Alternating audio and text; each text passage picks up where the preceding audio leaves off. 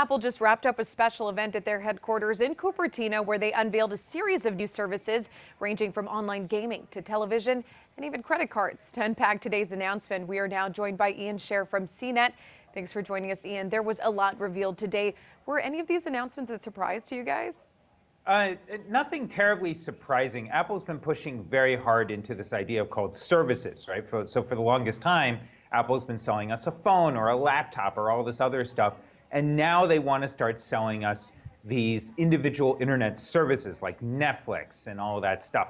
So seeing them push really hard into this is not a surprise. What is interesting is that there's a bunch of different stuff they're trying. They're trying news, they're trying a credit card, they're trying TV and movies, and all this different type of stuff, even gaming, to try and see, okay, where can they start charging us money and convincing us to start giving them a monthly fee instead of, a couple of $100 every year for a new iPhone.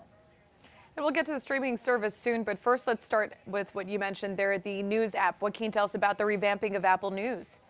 Yeah, so this new Apple News thing, they're gonna offer hundreds of publications, they say, and what they're gonna do is that they're gonna have, you're still gonna have the free Apple News you've always known, but then they're going to have additionally access to stuff like National Geographic and Allure and all these different magazines and the Wall Street Journal and the LA Times, and basically offer this ability for you to be able to access all this stuff through the Apple News app. There's a lot of questions we don't have answers to, like is the full Wall Street Journal subscription available, because $10 a month, which is what Apple's asking for, is cheaper than the Wall Street Journal charges now.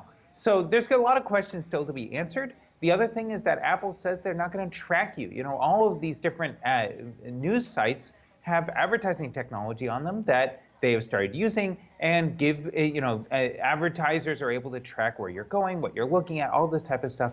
Apple's pushing very hard on privacy. Again, very different from the way the rest of the industry goes. So it's going to be really interesting to see how this plays out, if anyone actually makes any money, all those types of other questions that we all have.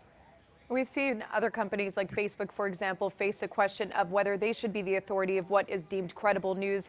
Is Apple basically putting themselves in that same position at this point?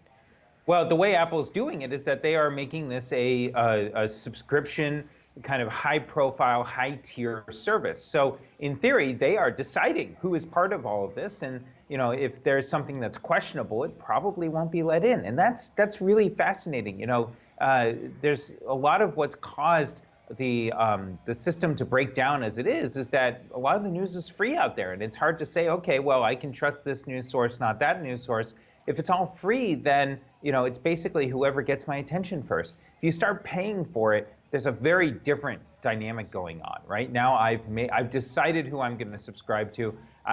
Those people are worth my time and money, all those types of things. So in theory, that's going to change a lot of the dynamic, but it also means that Apple's cozying up to what's right now considered the mainstream media, which a lot of people in this country are not a fan of. In today's announcement, they said that iOS is the biggest gaming system in the world. So how are they expanding that with Apple Arcade now? Yeah, so Apple Arcade's a really fascinating thing. They haven't said how much it is, but it's going to give you access to over 100 different games, they say. And what it is that instead of the way things are now, which, if you go and you download an app on the App Store, it's usually free to download, and then they charge you extra for power-ups or whatever else, extra lives, extra chances to try and beat a puzzle and stuff like that. Apple says all that's going to go away. With this new Apple Arcade, it's all going to be fully paid for when you download it, so you're not going to have to pay extra for anything. And they say that they're even going to have exclusive games, which means they're going to be special games only made for Apple. They're not going to be available on Google or any other services, and that they're going to support development of high-end games. That puts them in a competitive tier with people like Microsoft, Sony, and Nintendo. Now, those companies offer much more high-definition games, much more visually complex games than what the iPhone typically has, but it's very clear Apple has ambitions to really be a competitor in the video game industry, not just a player with the App Store as it is now. And we knew that Apple was going to talk about media, but one thing that really surprised some of us in the newsroom was Apple Card. So what can you tell us about their new credit card? Yeah, so this credit card, they're working with different banks, and the idea here is it's actually really fascinating. They want to offer something that is offering you cash back. So they say it'll be up to 3%, or if you buy from Apple stuff, like you buy a new iPhone there, 2% with normal purchases, and then 1% if you use an actual physical card. It's all going to live in your Apple Wallet, though, right? Which is on your phone and on your wrist with the Apple Watch. And the idea here is that they really want to try and offer something that has a lot more privacy. It has a lot more promise of not being able to sell your information to other information clearinghouses. And they're pushing this idea of being much more consumer friendly.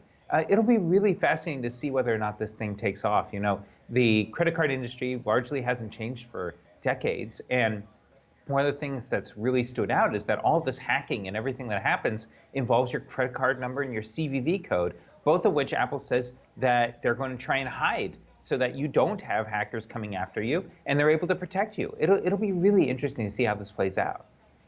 A large portion of the day was also dedicated to Apple TV and Apple TV Plus. So what changes are going to be made to the Apple TV app that you think are going to make this a game changer for them?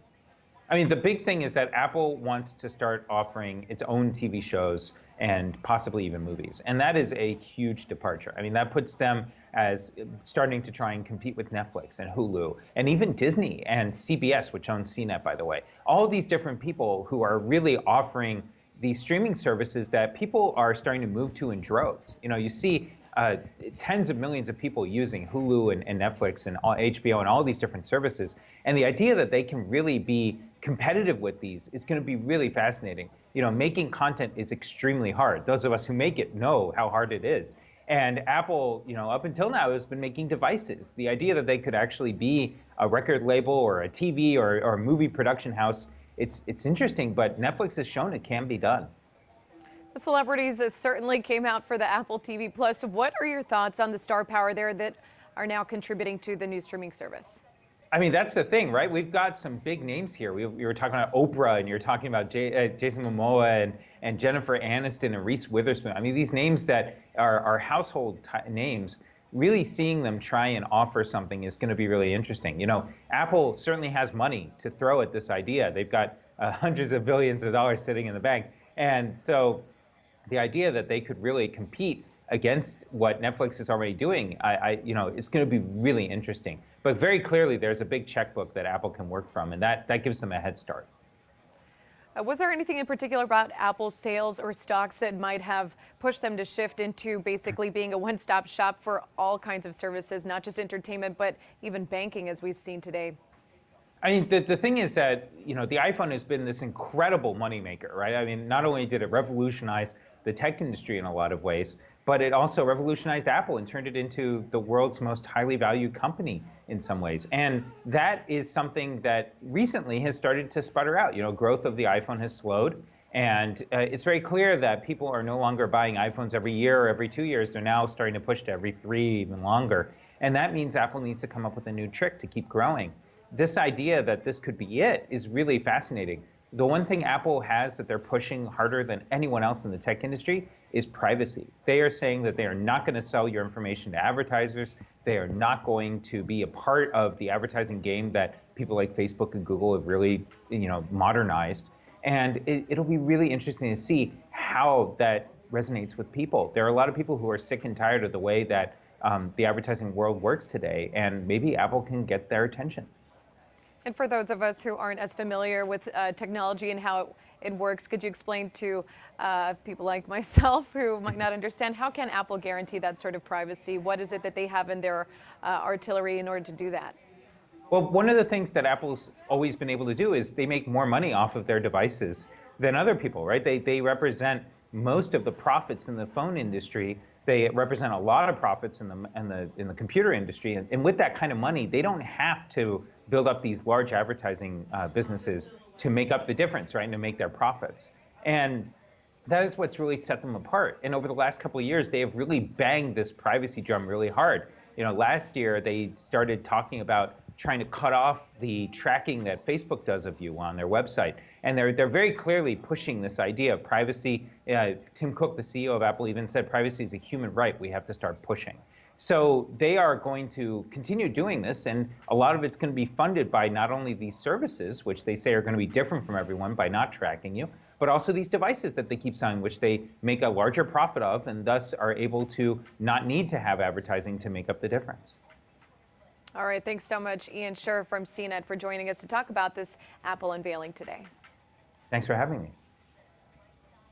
You're watching Chron On, streaming news for a local audience.